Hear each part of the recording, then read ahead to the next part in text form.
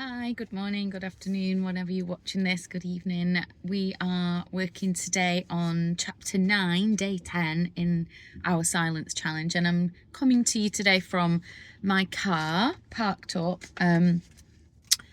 in Wigan because I'm about to deliver a stress workshop, a talk about stress with some of the staff at Wigan College. So I'm a little early, so I thought I'd take advantage of the time to get our silence challenge done. So we're going to sit again at the end for about a minute and a half.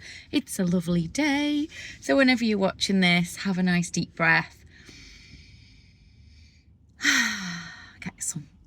Get yourself comfy. Sometimes it makes sense to make life more difficult than necessary, to not just skip lightly over the lowest part of the fence.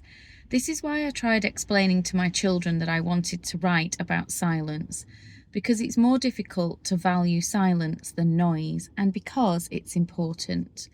Silence is not first and foremost important because it is somehow better than noise, even if noise is often associated with negative events such as commotion, aggression, and violence.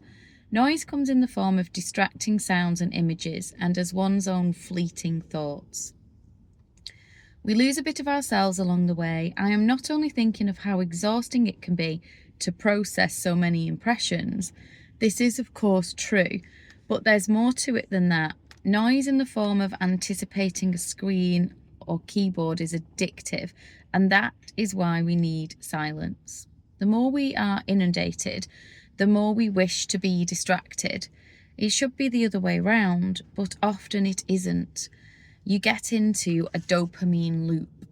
Dopamine is a chemical substance that transmits signals from one brain cell to another. In short, dopamine does what you desire, seek, and crave. We don't know if we have received an email message or other form of communication, so we check and recheck our phones like a one-armed bandit in the attempt to achieve satisfaction.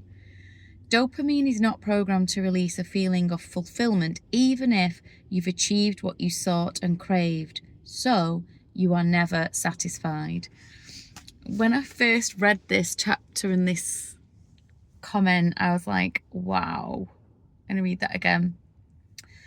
Dopamine is not programmed to release a feeling of fulfillment, even if you've achieved what you sought and craved, so you are never satisfied. This means I continue to Google 20 minutes after I've found what I was initially searching for. This is a banal predicament to find myself in. Still, I often find it easier to continue than to actually stop. I don't know how many of you can resonate with this, but I really, really can. I check websites that I've just visited, even though I already know their content, and I relinquish a measure of control over my life in the process. Biology has a natural explanation for my lack of common sense. We are not born to be satisfied. A different chemical in the brain, opioid, is supposed to create that feeling of happiness once you've achieved your goals. Unfortunately, dopamine is stronger than opioid. Dopamine is stronger than opioid. So even if you've attained all you've ever dreamed of, you will continue to do the same thing. And this is why I think we see people who have achieved a great deal, like celebrities and people that have achieved a great deal in their business, their careers, still seeking more. And you think, why? Like at the minute I'm watching the At Home with the Furies, the Tyson Fury documentary, and you can see it. He's achieved everything. He could just be like most of us would dream of, just being comfortable at home with his family, with his millions, with his mansion, traveling, eating what he wants, buying what he wants. But no, he's not satisfied. This is why. Hence the dopamine loop. It is more fulfilling to anticipate and seek, to wander in circles, than simply to value and appreciate the fact that you have fulfilled your desires. This is a form of noise that engenders anxiety and negative feelings. Most apps have one thing in common: no one uses them. Even successful apps like Twitter have eventually faced resistance. The founders are devastated that their own business idea is showing cracks and growth has slowed down. This is actually a good thing. The problem with achieving success with an app is that the service not only creates addiction, it fosters isolation as well. The basic business model of Twitter and other such social networks is to create a need for you to use the app, which the same app should then fill, but only temporarily. The owners live off your addiction. Gradually, these bonds cement into a habit as users turn to your product when experiencing certain internal triggers. Nir Eyal wrote in his book, Hooked, How to Build Habit-Forming Products, I share, therefore I am. Some users get a good response when they post something on social media, while most sit waiting for anyone to care. I think that's the camp that I sit in. And the more unpredictable this interaction is, the more the user is addicted. You don't want to miss out on anything. You don't gain happiness from such prolonged routines. Rather, according to Ayal, you experience feelings of boredom, frustration, passivity, and isolation. For many people, it's about FOMO, the fear of missing out or the fear of losing a special moment.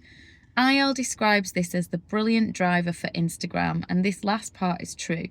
The app, at the very least, is nearly brilliant, but that moment which he is referring to is not necessarily something special. On the contrary, there aren't enough special moments, so we end up making do. Repetitive and mundane moments are documented instead.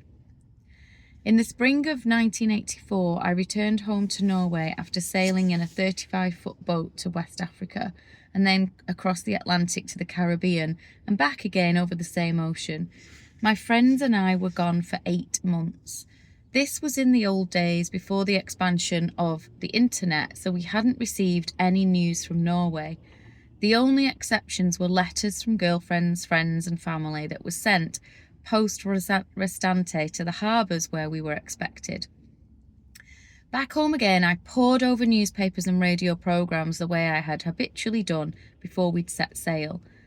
I was surprised to realise that the news and debate programmes were broadcasting almost exactly the same content as when we had left the previous autumn. Politicians were mostly debating the same questions with one another. Even the arguments were the same. When you've invested a lot of time in being accessible and keeping up with what's happening, it's easy to conclude that it all has a certain value, even if what you have done might not be that important. This is called rationalisation.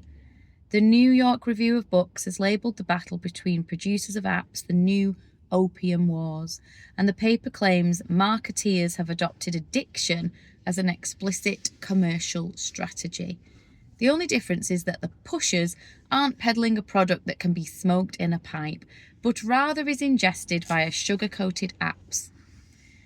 In a way, silence is the opposite of all of this. It's about getting inside what you are doing, experiencing rather than overthinking, allowing each moment to be big enough, not living through other people and other things, shutting out the world and fashioning your own silence whenever you run, cook food, have sex, study, chat, work, think of a new idea, read, or dance. It's a bit of a longer chapter today. When you're ready, we will take our dose of silence together. So we're going to sit again for 1 minute and 30 seconds today. Take a deep breath.